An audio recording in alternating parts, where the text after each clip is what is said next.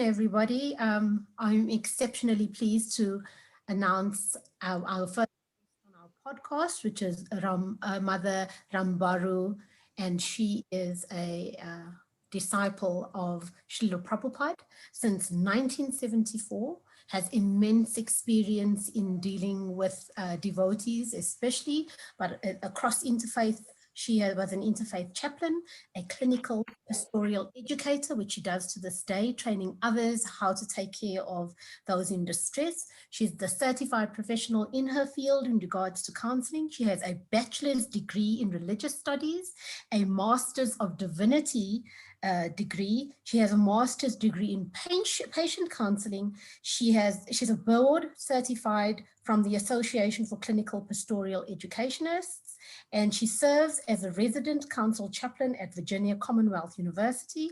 She was the director of the St. Camillus Center for Spiritual Care and is now just doing amazing things with a Karuna Care a program that she's running, and is able to connect with all kinds of people and assist us across the world. And for this, we are so grateful. Hare Krishna and welcome, Mother Rambhoru, Dasi. If we're here in South Africa, we have Garisha, who is currently studying her master's in psychology. Myself, Gurangi Dasi. I've only got my honors, but I have been counseling for more than 20 years. But different models and different people produce different results. So we are looking to you to assist us in going forward.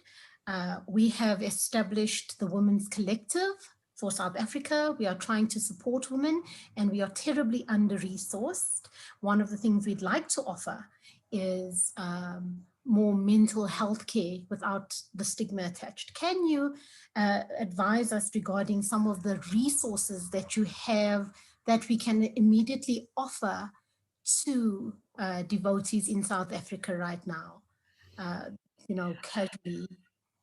The most important thing I found, in terms of mental health, is to have a sense of belonging and connection with other people, because after all, we are social beings.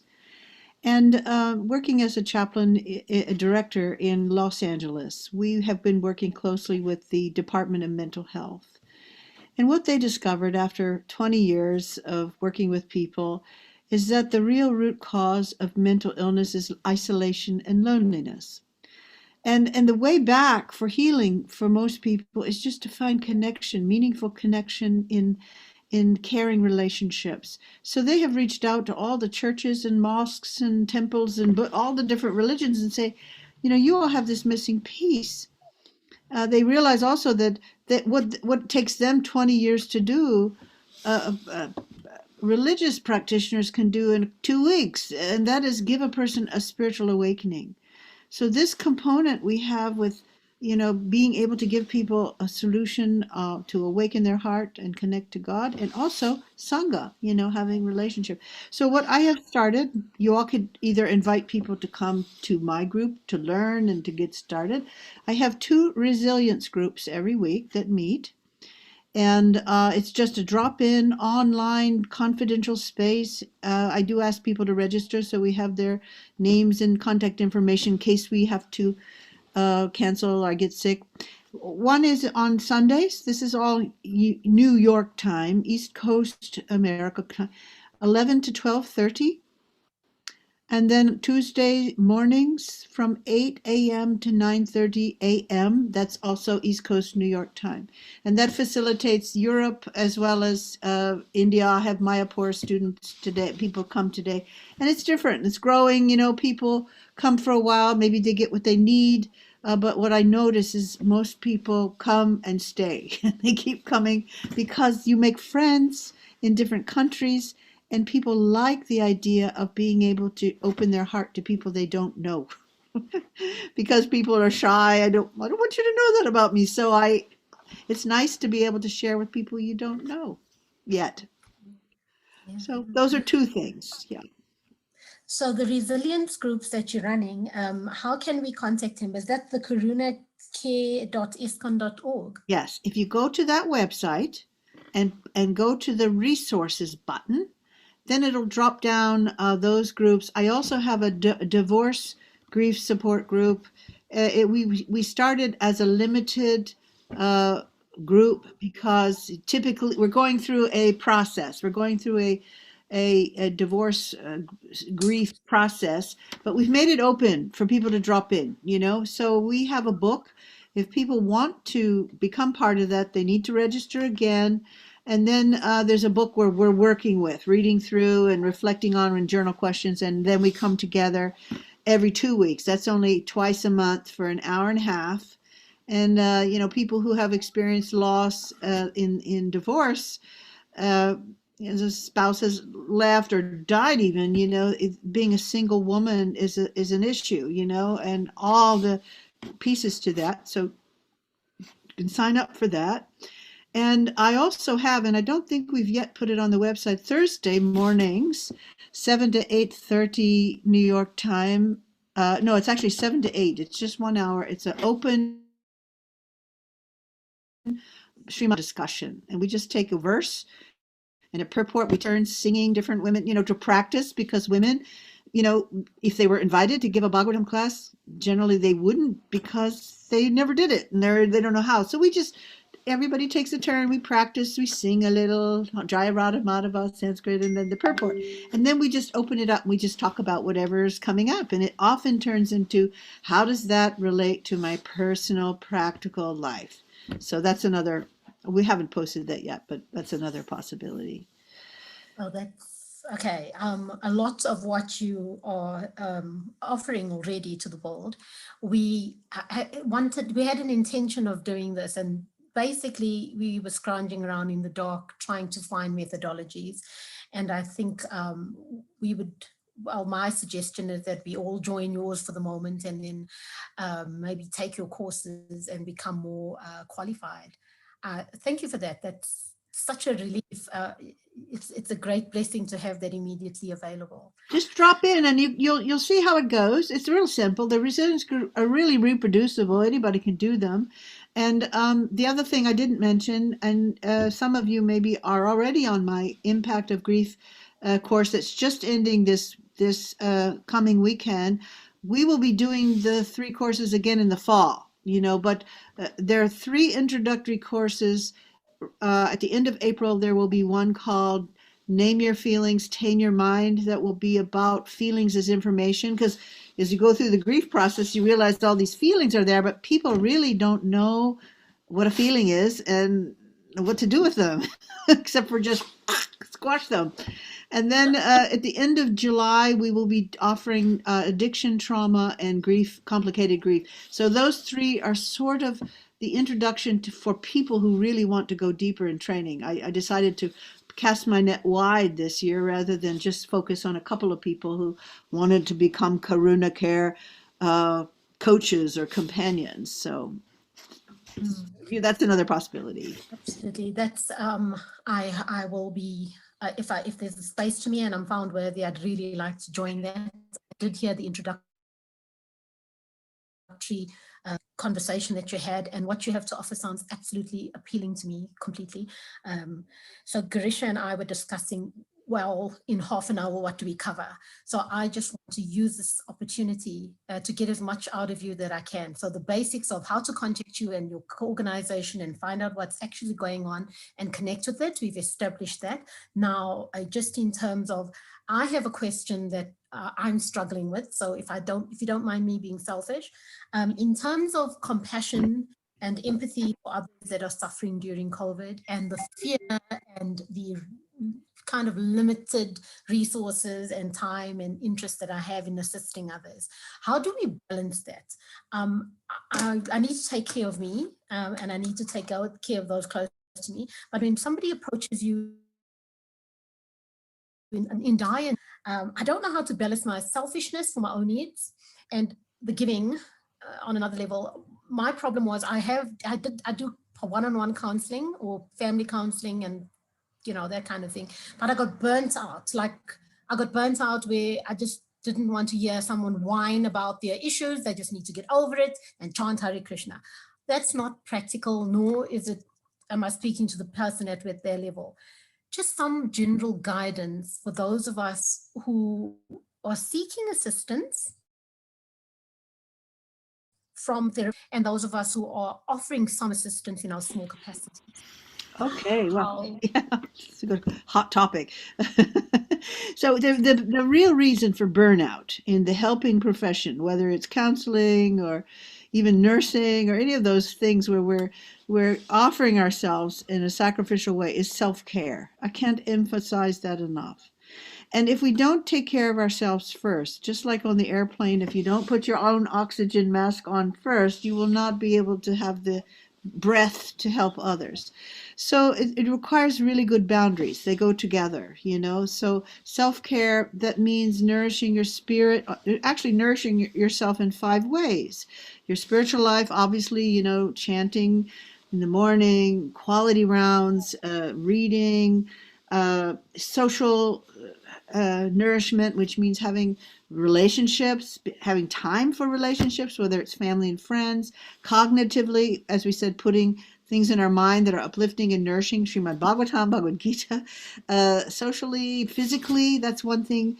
The helpers tend to take care of everybody else, but they don't exercise. They don't take time to cook a meal that is actually healthy, you know, all those things. We need to learn to balance those. And when we are nourished, then we'll have something to give. Otherwise, we have nothing to give. And boundaries is the other thing. You know, to decide what your limits are, which is a real important human awareness, that knowing that I need X amount of sleep, I need a certain amount of time every day to chant, read, whatever, and just make your hours. Okay, these are times I'm available, and these are times I'm just not available. For example, I'm living with my 92-year-old mother, and I cook for her every day, and it can't change around. You're dealing with someone who needs a regulated schedule.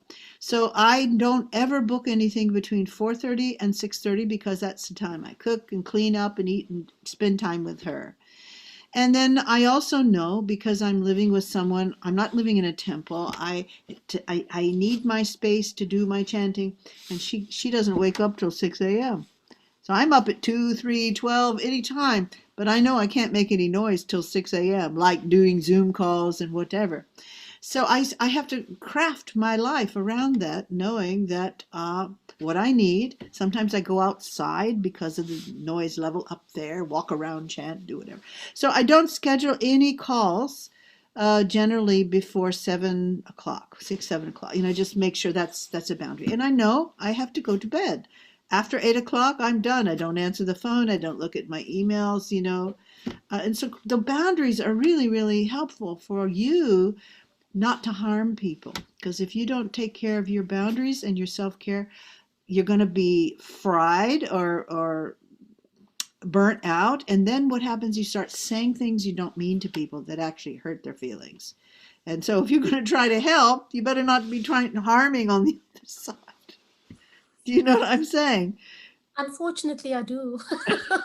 And a rule of thumb, if you start to notice, if I'm helping you, I'm getting hurt in the process, I need a boundary. If you notice yourself giving and giving and giving, and now inside feeling resentment and hostile and judgmental, you know you need to unplug, take care of yourself, and regroup and decide I can't do that much. It's too much for me. And just create a boundary around it. Say I'm available from noon to 4:30 or 11 to 4:30 or whatever it is. Mm. One more question before I hand over to Grisha for her questions. In this age, like right now, we are really dealing with a lot of fear. There's a lot of fear around a pandemic that they've exaggerated and underreported and overreported and, you know, just distorted. The shutdown, loss of jobs, etc. All these fears that we are dealing with and having to deal with. The people that I'm speaking to, they do one of two things. They overindulge in media and they overinformed, you know, generating more fear, or they completely escape and they don't want to hear anything about it.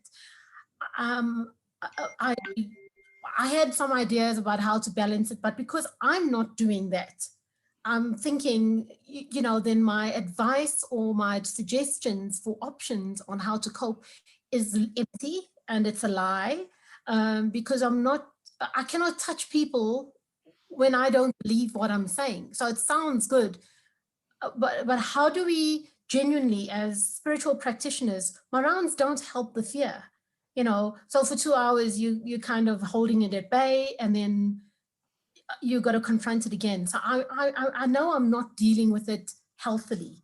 How do we cope with the fear factor that is being introduced into our lives in such a blatant way? Well, obviously, it's going to be different for everybody. What helps them and what level of fear they have. Are they afraid of losing their lives? Are they afraid of getting COVID? Are they afraid of losing their finances? What is the fear? And of course, it can be linked to anticipatory grief and loss. If you've had already a series of losses in your life and you know what that feels like, then you have a memory of the pain of loss, which makes the fear, and panic and all of that stuff. For me, I can only say that when I am afraid and my mind starts to uh, make me more fearful, or I start to be influenced by all of the TV and media or whatever it is, that means I've lost touch with my true self. And my true self is a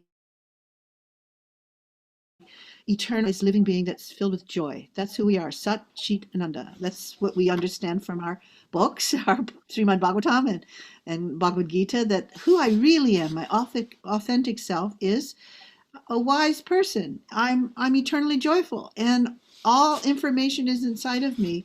And I also know that Krishna is there inside of me too. He's present in all things. So he's present in this COVID experience as well. And he's just a prayer away.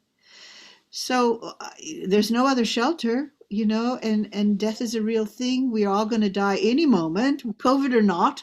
Mare Krishna Rake Ke Rake Krishna Mare Ke. We know that. And most of society is trying to forget that because it's not a very pleasant thought. Most of us are not preparing, and they're not ready when even they think they're preparing. And so it's just a question of being humble and honest, sinking down. We're talking about this in our grief course about surrender to the reality of the now. Okay, these are factors. I'm still alive. I have food. I have a place to be. And Krishna's there. Let me pray to him for guidance and comfort. And of course, chanting Hare Krishna is the big one. That's where we feel that safety and security. And it may be not the COVID that's causing us as much fear as our lack of chastity to our spiritual practice. That may be what is really the problem, is that our life errs. If we're Vatic, if you're into Ayurveda, you got this Vatic thing and the mind, and we know the mode of passion. When we're under the influence of the mode of passion, the symptom of that is we don't know what should be done and we don't know what should not be done. That's right there in the Bhagavad Gita. So as women, we can get really uh, under the modes of passion and ignorance. That's kind of what we're good at, because even symbolically in the Bhagavatam, women are like the mind, children are like the senses, right? Oh, yeah. Okay, so return to the truth. Okay. Uh, I have so many questions. Giri, would you like to Yes, I'm explain gonna jump in. Okay, jump in. something more substantial? Well, very much related to everything you guys have been speaking about already.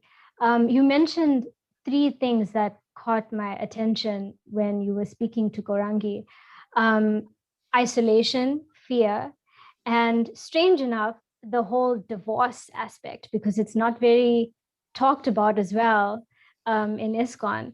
So, if I have to start with the whole concept of isolation and grief, um, and bring it into relation with suicide, which is something that is very relative. It's something that's very prevalent now as well amongst the youth. Yes. And, just hearing that at least maybe 23 people in South Africa commit suicide a day, and some of which are possibly devotees. Yes. And personally, I've experienced, people that are close to me go through this ordeal, either, attempting suicide or maybe just remaining in that suicidal ideation phase, But I think my question is, you mentioned the last time when we spoke as well, you said some people feel that something has to die within them. And I'd like you to like elaborate on what you mean by that. Something has to die. Okay. In relationship to suicide. Yeah. And suicidal thoughts are often related to complicated grief, anticipatory loss, isolation, certainly. It can also, we've had 3 suicides in ISKCON here that I'm aware of in the last 6 months. And they've all been people in their 30s, young people. And each one of them also had some kind of mental illness, like either schizophrenia or bipolar, and wouldn't take medication. They just didn't take medication, and that threw them over the edge. But very isolated. Nobody knew it. They never talked about it. And their strategy for coping in the Vaishnava community was, I just don't let people get close to me, because if they knew that about me, they wouldn't like me and they would reject me. So trying to hold that together secretly, and then the behavior kind of manifests in a weird awkwardness, then everybody really does afraid of you, and they move away because they see this person's just sort of unconventional. But truth be told, when you're getting this suicidal ideations, it's number one, it could be a call for help. I need help. I need to reach out. I don't know who to reach out because I don't know who I trust. I've had bad experiences with reaching out, and people just say, suck it up, grow up, think of those starving children in XYZ. Your life could be so much worse. And then you're like, thanks, that didn't help. That made me feel even worse.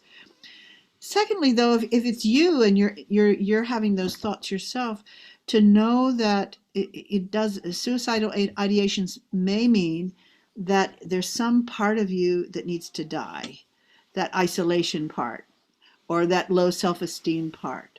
Or maybe it's a wound, a psychological wound that you had when you were 5. Maybe you were abused, and truth be told, it used to be 1 in 4 women internationally, and these are just reported cases, have been either sexually, physically, or emotionally abused. Now it's 1 in 3 women, and so much of it happens in families, ancestrally in families. And it's just the unspeakable thing, because as soon as a woman speaks out, she's the one who becomes blamed for it. So, I mean, that's across the board, all cultures. As soon as you say, Uncle Fred just raped me, then you become the person who's the horrible person, not Uncle Fred. So women are terribly vulnerable that way. So anyway, it may be that you have a history of trauma or abuse or something you're very ashamed of that you haven't had any freedom to talk about because you just don't know who to confront. Maybe it's time to bring that out of the closet, or that story that you have told about yourself all these years needs to die. That part. Just like you have the story of Lord Brahma, he threw off his anger, or and Lord Shiva was born. There's certain mental bodies that we walk around with. Self-image. People don't like me. I'm really ugly. Just look at your own mind. Think about the things, the self-talk. Oh, I'm not good enough. I'm so embarrassed. Women are terribly self-conscious. And we, according to Srila Prabhupada, women tend to have an inferiority complex. That's kind of our natural. We always feel we're not good enough. And men, on the other hand, tend to have a superiority complex. They think they're greater than they probably are. That's sort of, now you put them together and it's kind of a match, or a yin-yang kind of a match. But women need to know, and we talked about this in South America Saturday, because it's mostly women too, and they're all coming to the impact of grief. And we talked about this 1 in 3 women, and how, women reach to men, a woman is seeking a man to complete her, because she's thinking, I don't have this objective that balance. I'm an emotional person. Women are naturally emotional and relational, and we've been created that way for nurturing children. I mean, that's just kind of biological. And so we reach to the opposite sex to finish us or to complete us. And men do the same thing.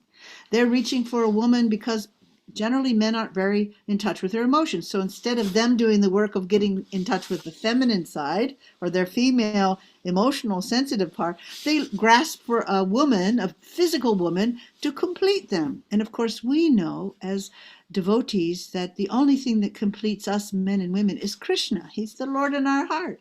So even in marriage, you don't become complete just because you grab a man or woman, and it's about completing ourselves by embracing the man or woman inside of ourselves. So all that's to say, maybe we have to die, and a part of us needs to die this illusion about ourselves and who we are.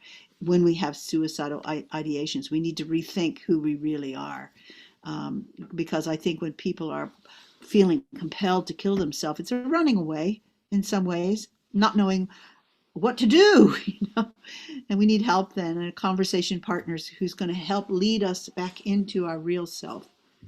That's my experience. Yeah, I think that's also a little bit of what Gorangi was speaking about is, as you said, the nature of a woman is to be a nurturer, is to want to take care of everybody. And that brings forward that helper, sort of mentality. And something came up in a conversation the other day about, it's so easy for us to see, people externally and their relation with Krishna and give them help and give them compassion. But when it comes to ourselves, it's so hard to see ourselves in relation to the Lord, and to see ourselves and give ourselves compassion, as Gorangi was speaking about self-care and compassion fatigue. I think you spoke about that, compassion fatigue. Yes, exactly. That's right. Can I chip in just a little? So one of the biggest problems I find, this may be universal the world over, but especially within our community, counseling devotees, I find particularly difficult the lack of trust, because it's been broken so often, the lack of confidentiality by so-called counselors, that need to have some sort of power over people by knowing their secrets. I find this completely unprofessional. And so I've also been very reluctant to train people if they're not going to get that idea of confidentiality. What's important to that person should be important to you, where people are, appearances matter so much that it's a block and a barrier to revealing and getting the help you need, but also the lack of whom they believe is trustworthy. So the need for perfection stops those in need from reaching for help, becoming more and more isolated. And I don't know what it is that we've cultivated since Prabhupada has passed, but our ISKCON has become a showcase for perfectionism rather than a place for healing the sick. So if the minute you don a devotee attire and you get tilak and beads, if you're chanting, the expectation is that you're perfect. And to preach to somebody who's expecting to see them as perfect, and they have no faith that I'm trying to assist in my small way, they kind of like at a last ditch effort, and then they do these presentations where they completely eradicate, or they omit their shadow selves and their rejected parts. And you were talking earlier about seek your own masculine strength, and seek your own feminine softness and your own feminine. Those things are completely missing, and it takes at least 5 meetings with our devotees to actually get to, other than the presentation of what's really hurting, to what is real. So all these presentations of, picking on absolutely irrelevant topics to try to start getting to where they're going. So their triggers are well hidden, and it's really a lot of hard work. And I'm thinking we all like this. I'm talking about myself now because you've set yourself up as the expert. Now it's harder for me to be real with expecting perfection. And I don't want to present perfection. So, the society that we are building and continue to build and want to dismantle that part of it. We want to dismantle and disrupt this part that says you need to be present perfection. Yeah. With and admit to failures so that you can seek help. I'm finding that is really a missing part. So our identity, we identifying, I feel, or my limited experience is that we're identifying with a perfect ISKCON. So we're not part of ISKCON. There's this false image we're projecting out to the world, and therefore we are not a part of. So we were talking about identity and isolation. So we're all these discrete parts that are interacting in very practiced ways. We are interacting in rehearsed ways. We were talking some time ago about how we can start breaking that down and opening yourself to people and admitting certain things that somebody you'd like to be with. But I'm finding it's really strongly, it's really built in. And like, I just wish I had like a button you could press to like, okay, you can take off your mask. So I don't even know if there's a question. There is, of course, a question in that, but I don't know how to phrase it. Like, help, Yeah. Yeah. Were you starting to say something, Garisha? Giri?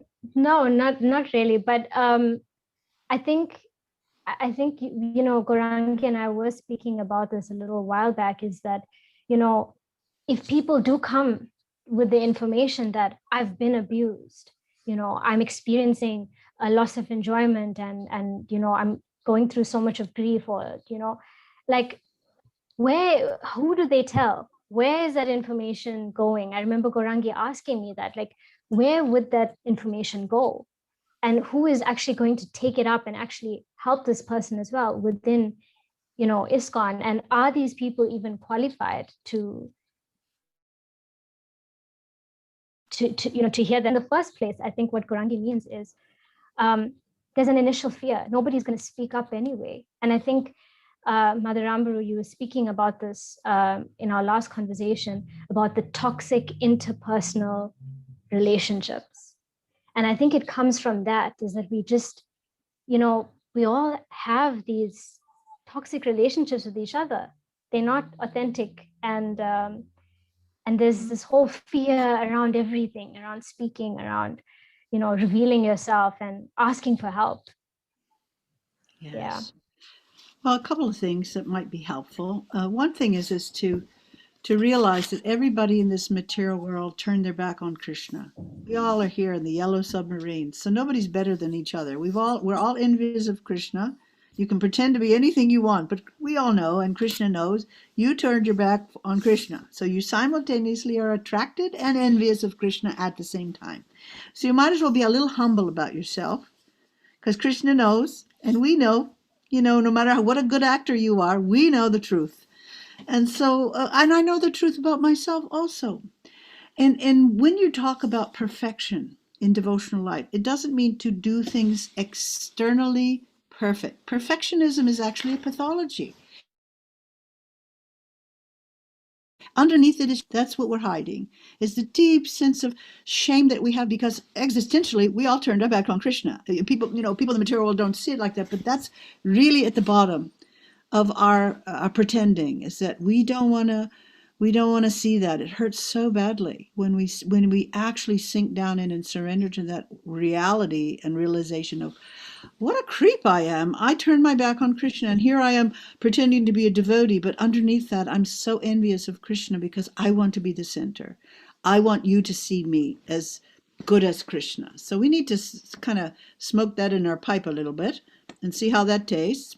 And secondly, we are not called to become gods or goddesses. We are called to be human from being animals. Animal life is you're just eating, sleeping, mating, and defending. But Prabhupada is saying the person who's really a human being he is aware of their limits and their strengths, and we were trying very hard to become servants of Krishna. That means I'm not God. I can't ever be God. And that's okay. Nobody's expecting you to be God. We just have to be human. And a human being is someone who is really sincere about knowing themselves.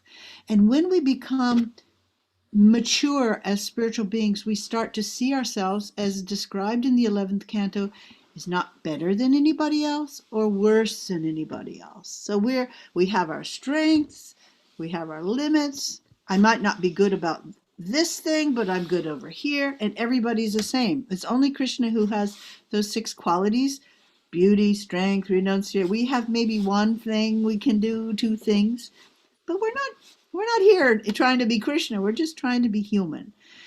And perfect means having perfect love.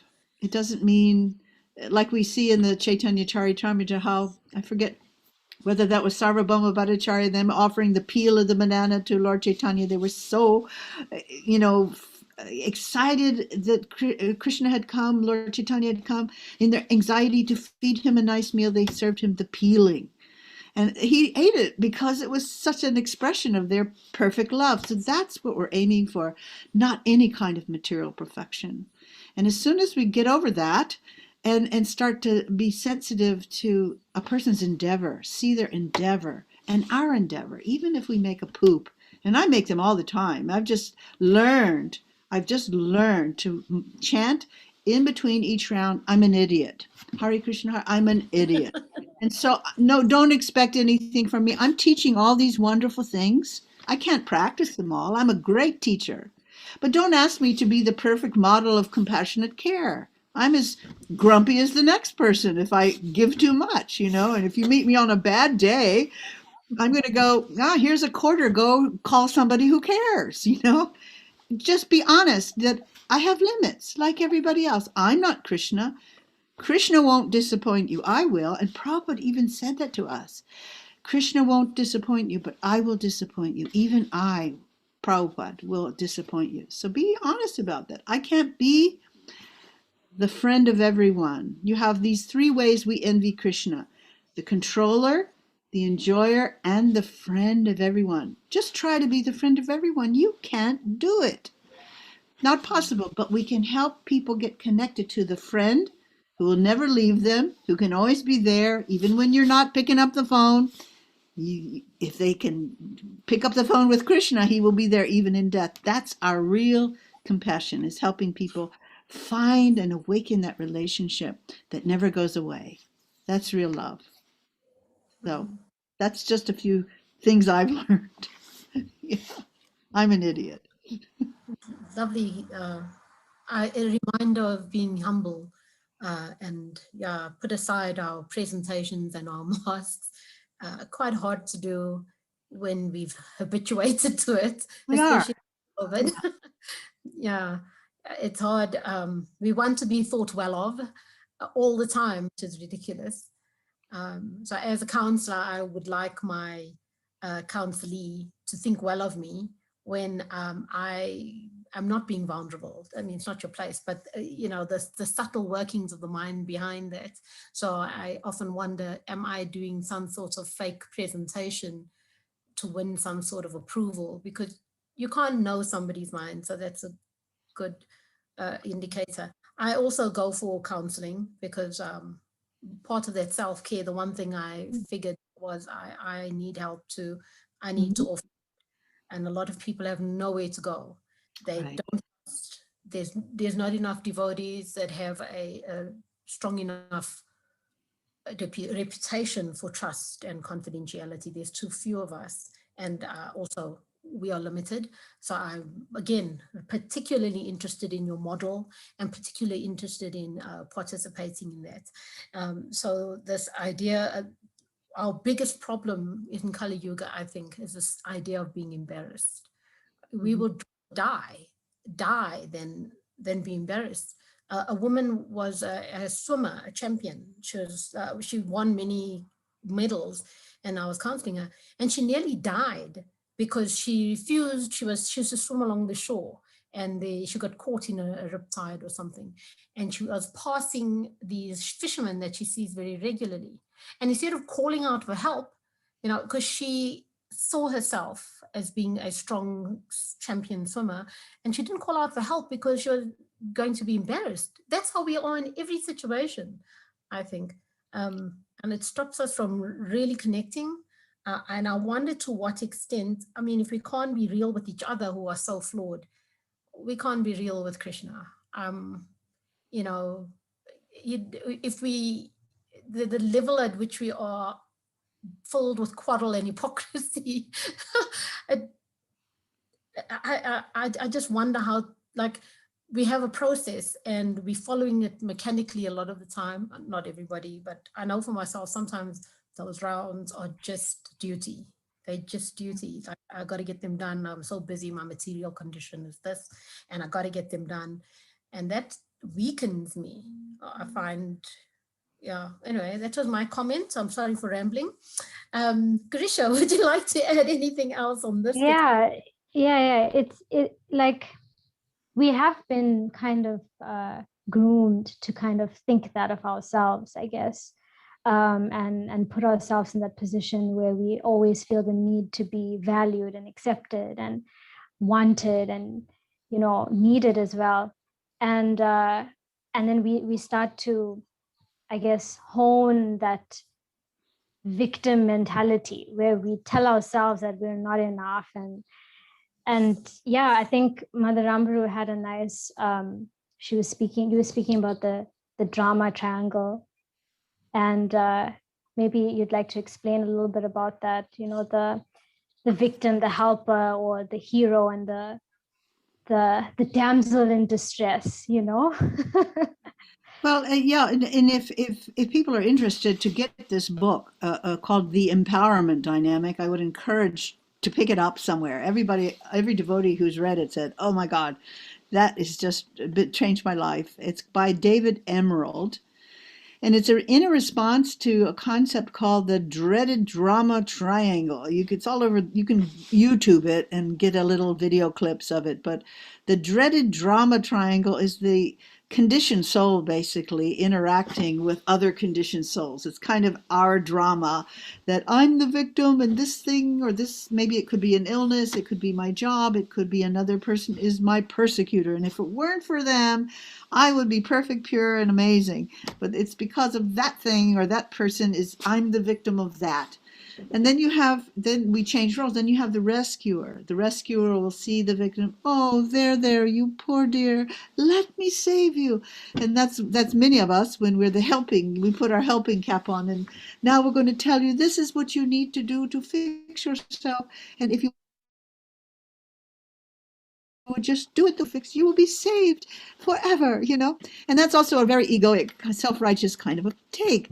But we all move around, the rescuer. If you rescue a victim long enough, the victim's going to feel like you're persecuting them because they're going to get fed up with your rescuing, right? Children often will say, "Mom, stop, I can do it myself," So we move around this triangle from victim to rescuer to persecutor, and you will see yourself in these triangle. The way out of that is the empowerment dynamic, which is the healthy relational dynamic. So the victim, instead of feeling persecuted, if something comes in their life, which is probably all the time, that is an obstacle or a difficulty. We wake up in the morning and the electricity's off, or there's no water, so we can't take a shower, whatever it is, some little thing.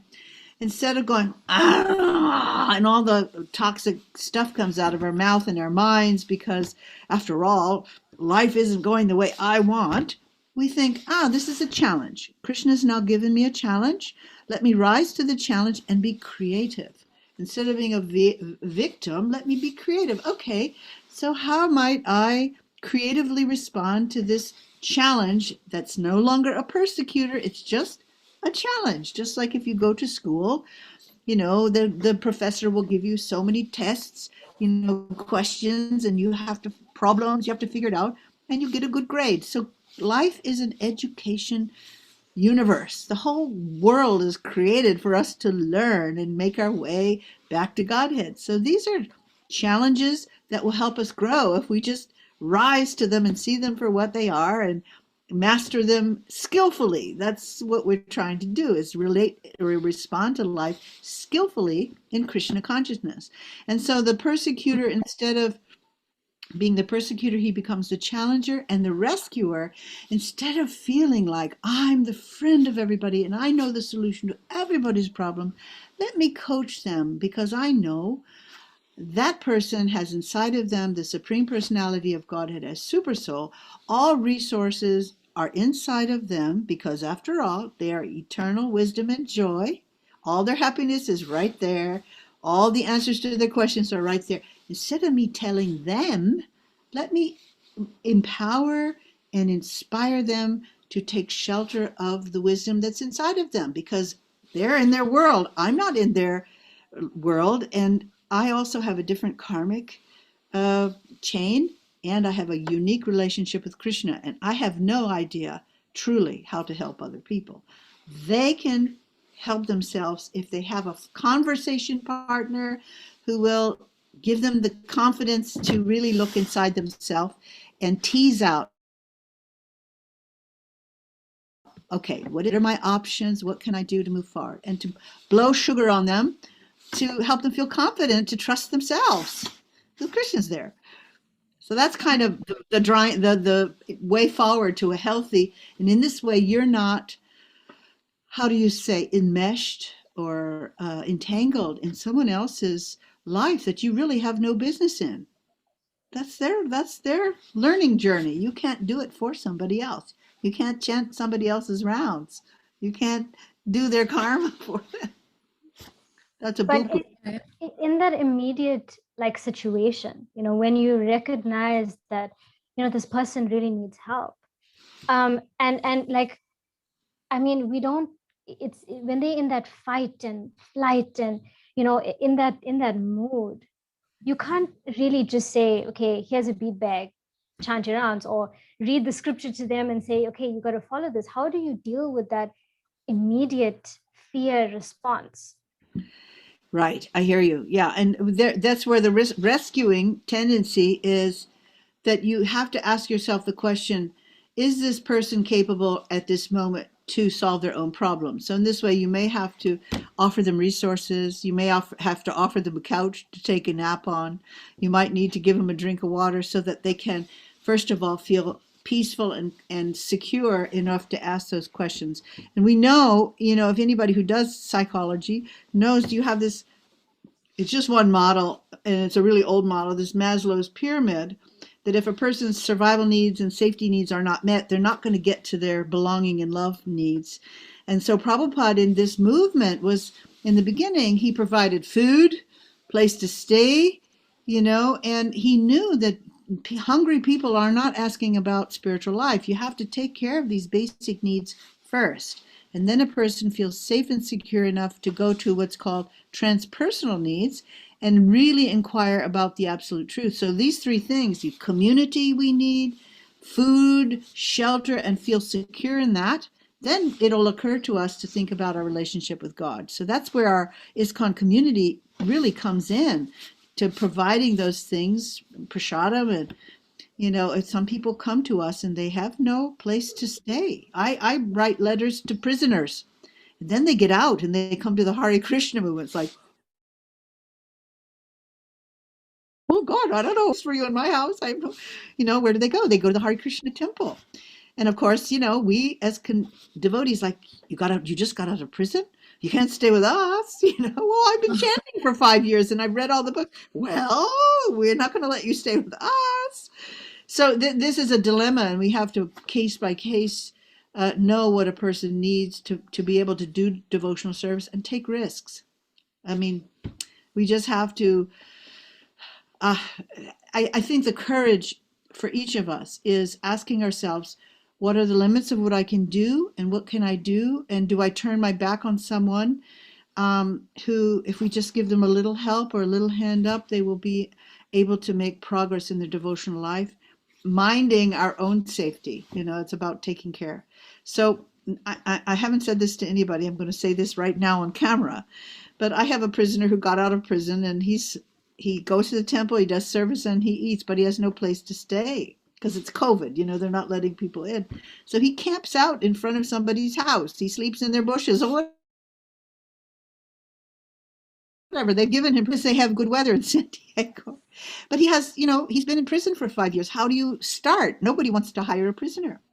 So thank goodness, and this is where you can go with your Karuna Care. I have South Africa now has a Karuna Care education fund, and I have in every continent. The programs have a little fund that you can give a person like that a hand up. You throw them $100 and you let them buy a table and some incense, and they can go at least try to find a way to get an apartment or a room that they can live in near the temple that they can practice. And that may sound well, that's a material thing. Well, no. You have now been cultivating somebody for 5 years in prison, and it's like if you have a cat that's taken shelter of you, you can't just throw it out when you're disgusted with it.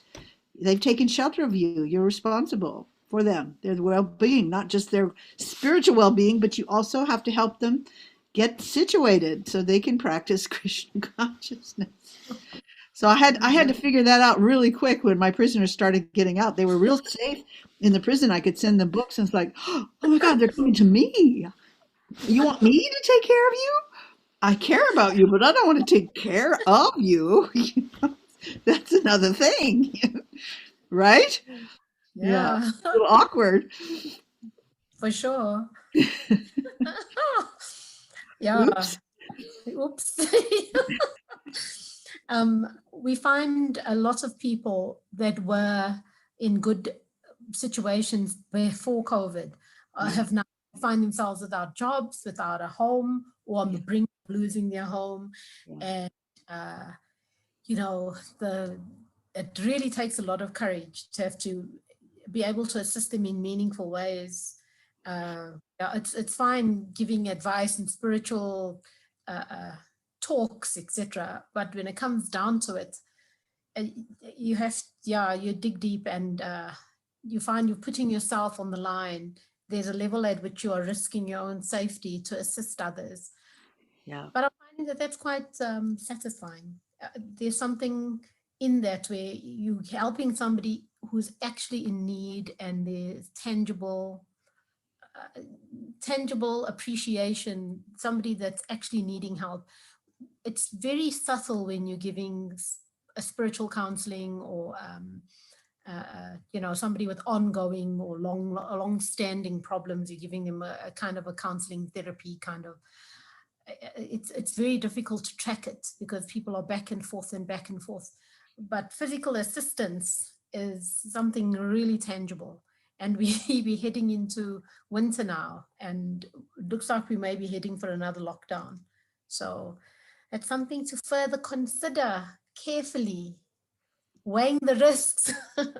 Well, one thing we had this in Potomac before COVID. We were getting people who had lost their jobs, or they were really needing a place to be. They'd been in prison and gotten out, and they weren't super criminals. They just, something happened. It wasn't like they murdered anybody. But what we found out from some of the other religious organizations that we were just getting ready to implement is to have one room in the temple that would be for the purpose of emergency. And so the Sikh people, who are, their temple is not far from the Potomac Temple, and the Christians, they also have in their churches or their one room that is reserved for some emergency.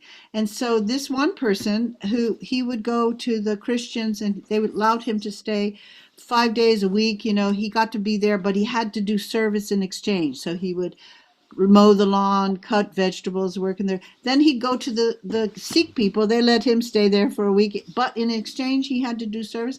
And so the temple president, Potomac, and I, we're working together. Yeah, let's make a room, and they can come and have prasadam and a place to stay. They need to, participate in programs and do service in exchange. And I think it's a really good way to not turn your back on people but also not to get too involved in philanthropy. that is exclusive of Krishna consciousness. But I think that could be a real viable option to have a couple of rooms in every temple for not just that, but also a hospice room for some member of the community who's dying and is in the last 6 months of their life. In Los Angeles, we had a room. The temple president said they could have it for the last month. Often it was longer because who knows if you're going to die in 4 weeks. And then the congregational members could bring their mother or something, and devotees could come and sing for them as they were dying. So I think temples need to build that in to have emergency accommodation and in exchange for service, and also for a dying room or a place to help people leave their bodies.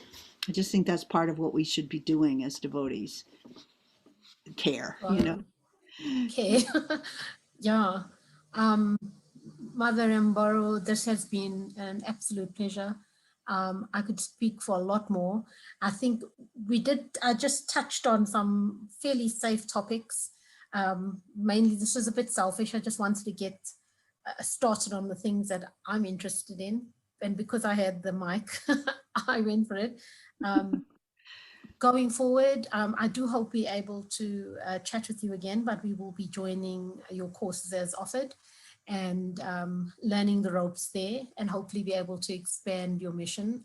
I think it is, in this age of Kali Yuga, mental health is paramount. It really is. Yeah. It is. Yeah. And we have exhausted our time. So thank you very much, everybody. Thank you, Mother Rambhoru. And I'm so thrilled that I was able to speak with you. And I love you, ladies. We will definitely be connecting over your courses and going forward. And thank you, and Krishna bless you in all your endeavors, because I'm going to be part of that endeavor. So it's actually a selfish desire. Great, welcome aboard. We need hands around the world. That's what we need. Thank you, Kush, for being on the administrative side and recording so nicely. And thank you, Girisha, for always being there for me, kept picking up the slack when I dropped the ball. And so again, Mataji, bless you. Thank you very much. And we will see you online again. Okay. Hare Krishna.